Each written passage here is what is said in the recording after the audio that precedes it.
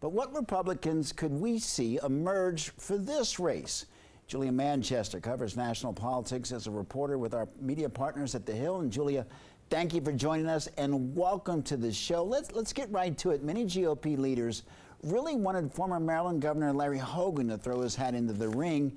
He spoke to The Hill on his decision not to run. Go over why he said that he wasn't interested.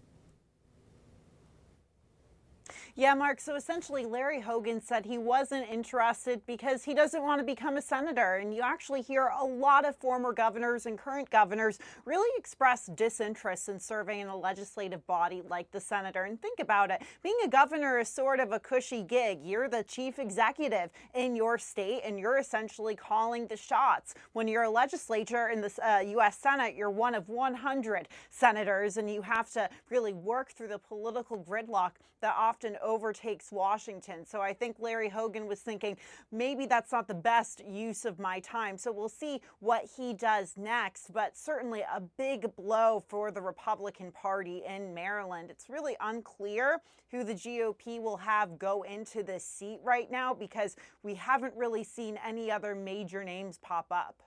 Can you see why the Republican Party is disappointed? We're talking about a two-time governor in the state of Maryland, a Republican in what many describe as a Democratic state. Yeah, absolutely. So Maryland's a Democratic state, like you said, very blue. And we see in general Republicans perform very poorly in Maryland. Just look at last year's election in 2022 when Dan Cox, the Republican, ran against now Governor Wes Moore, losing by double digits.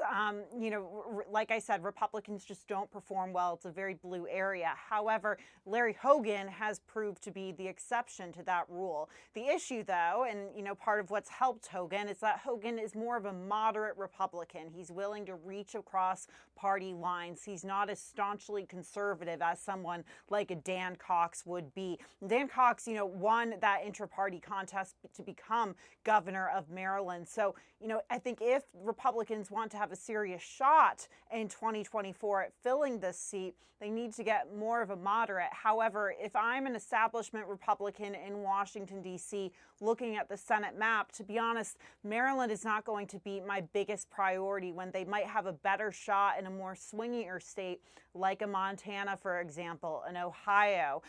John Tester, Sherrod Brown representing Montana and Ohio, red states, but they are Democrats. So, they might be better off putting their money elsewhere for now. Julia, who on the Republican side could we see potentially run? Larry Hogan was the biggest name that's been floated, and I haven't seen a ton of other names floated. Look, I think Dan Cox lost in a pretty big way last cycle, so we might see some maybe local officials floated for the position. We'll see if Republicans here in Washington, D.C., at the Senate Republican campaign arm, if they're going to look to recruit for this seat, but it's going to be a really uphill climb for any Republican that runs. Larry Hogan wasn't only a moderate Republican, but he had really good name ID. He was a fairly popular governor in Maryland, so that's why so many of them were dead set or, really hoping he would run. That's obviously not the case. Well, Julia, things could get interesting in neighboring West Virginia. Do you think that this seat will be a seat to watch for in 21? Of course, we're talking about the Senate race in Maryland.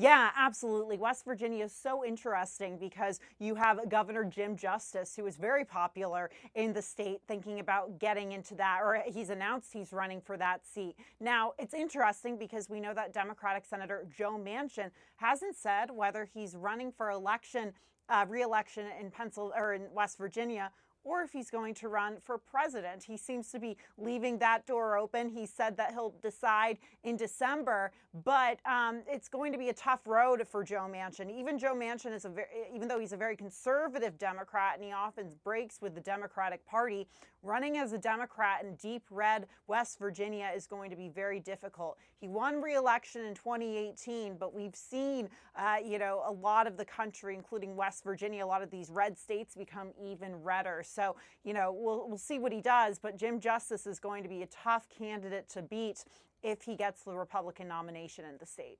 Julia Manchester, thank you for joining us.